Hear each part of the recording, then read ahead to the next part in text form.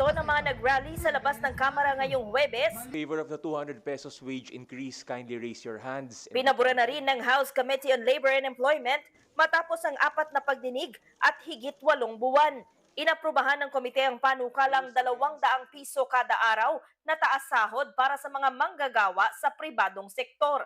Sa ilalim ng substitute bill, obligado ang lahat ng employer sa pribadong sektor na ipatupad ang aumento sa sahod, agricultural man o hindi, at anuman ang halaga ng kapitalisasyon o bilang ng mga empleyado. Sa oras na maisabatas ito, ang mga lalabag ay pagmumultahin ng 50,000 to 100,000 pesos o makukulong ng 2 hanggang 4 na taon. Matinding pag-uusap, pag-aaral po ang ginawa ho natin dito para ho makapag-desisyon tayo na 200 wage increase ang nararapat para sa mga manggagawa. Kailangan na ho talaga na magkaroon ng panukalang dagdag sahod o aumento sa sahod ng mga manggagawa sapagkat tumataas na ang bilihin at kailangan lang ho natin balansehin. Pero kailangan pang aprubahan ng panukalang batas sa ikalawa at ikatlong pagbasa sa Kamara na hanggang sa susunod na linggo na lang ang sesyon bago mag-break. Kaya panawagan ng mga mambabatas na nagtutulak sa legislated wage hike sa Pangulo, sertipikahan bilang urgent ang panukala.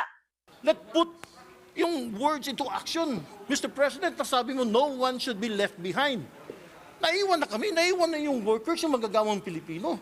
Dapat na, this time, ipasa na natin, 200 pesos. Ang laki na yan, laking bagay na yan sa isang manggagawa. Mr. President, please certify this bill.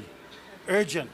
Sa totoo lang, may emergency talaga sa usapin ng presyo ng mga bilihin. So, pwede talagang magsabi ang Pangulo, isa-certify urgent niya yon, walang problema. Pinanghahawakan naman ng ilang grupo ng manggagawa ang binitawang pangako ng House Speaker sa pulong ng House leaders at ilang labor groups nitong Martes. This is a historic day para sa amin.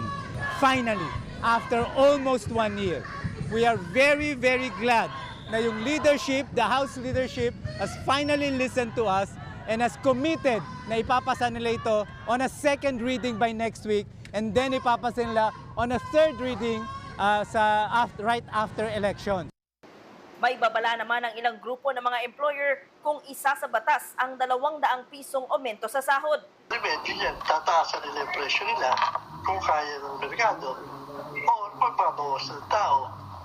O kung hindi talagang kaya gawin yun, magsasaro na lang. Tapos yung mga tinatawag yung mga investors, alam nila kasi meron tayong policy tripartite, bigla bang mag-legislate the wage. Yan, predictable tayo. Meron kang takot sa ating investors. We are against legislated wage hike. Why? Even if you belong to the same industry, pare-pareho bang profit? Magkaiba. We are more for a collective bargain because it is there where the management will explain to the workers and the employees will deliberate with them. It's all conjectures. May I remind them in 1989, 40% na increase sa panahon ni Cory Aquino, President Cory Aquino. Ano nangyari? Walang inflation. Noong Pebrero pa ng nakaraang taon ipinasa ng Senado sa ikatlo at huling pagbasa ang 100 pisong minimum wage increase.